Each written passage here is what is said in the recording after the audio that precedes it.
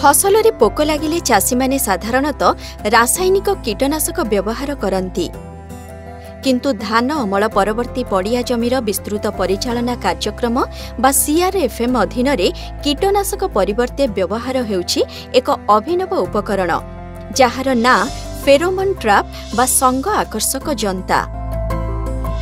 सीआरएफएम अधीन रे हेउथिबा डाली और तैलबीज फसल रे मुख्यतः दुई प्रकार कीट लागि थांती ताहा हेला फल बिंधा और पत्रखिया। एसबु कीटंक दाउरु फसल को रक्षा करिबा लागि व्यवहार हेउथिबा फेरोमोन ट्रैप किपरि काम करे जानंतु।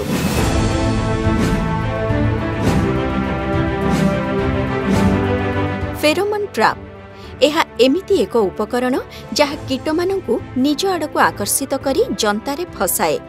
सबुज रंगर गोटिए प्लास्टिक काहाली खरा और वर्षारु रक्षा पाइबा पई गोलाकार प्लास्टिक कैप गोटिए लियोर एवं गोटिए पॉलिथिन मुनाकु नै तयारी होईछि एई फेरोमोन ट्रैप।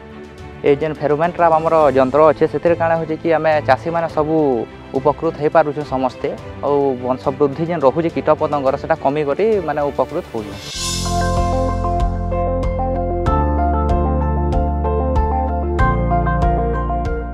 ट्रैप रे थिबा लियोर रे माई कीटर बास्ना को भरी दिया जाय थाए। फलरे फल बिंधा और पत्रखिया प्रजातिर अंडीरा कीट एही बास्ना प्रति आकर्षित होई लियोर आड़को आसंती आउ ट्रैप रे फसी जांती। एही ट्रैप को एपरि विकसित करा जायछि जे एथिरे अंडीरा कीट थरे पड़िले आउ बाहरी पारे नाही फलरे सेमानंकर आउ वंश वृद्धि मध्ये संभव हुए नाही। फेरोमोन ट्रैप सहायता जोगाई दिया जायछि सेतरे पोक को दमन करने गोटे हार्मोन जातीय टैबलेट देछि। कीट दमन पाई चासी मानंकु हेक्टर पिछा 20 लेखाएं फेरोमोन ट्रैप प्रदान करुछि कृषि और कृषक सशक्तिकरण विभाग। कृषि अधिकारी वैषयिक परामर्श अनुजाई चासी माने प्रति 50 मीटर व्यवधान रे गोटिए लेखाएं ट्रैप लगाउछंती। फसल वृद्धि अवस्थारे एहाकु चाष जमीरे लगा जाउछि। डाली और तैलबीज फसल रे एहार व्यवहार जोगु कीट नियंत्रण सह कीटमानंकर आर्थिक देहली सीमा बा ईटीएल विषय रे जानी हेउछि। सीआरएफएम अधीन रे वर्तमान सुधा राज्य रे मोट 7,33,000 रु ऊर्ध्व फेरोमोन ट्रैप बंटन करा जायछि। एही ट्रैप रे प्रति 15 दिन रे थरे लियोर बदला जाय थाए।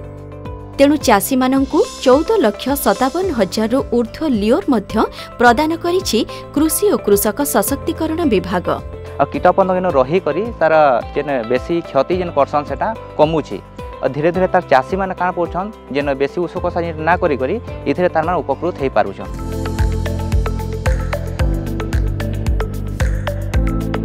राज्यर चासी भाई भौणी फेरोमोन ट्रैप परी अभिनव उपकरण व्यवहार करी आज पोक दाउरु फसल को रक्षा करि पारुछंती। परिवेश अनुकूल उपाय रे समन्वित रोगपोक परिचालना करिबा लागि आज चासी मानंकु विशेष सहायक होईछि एही ट्रैप।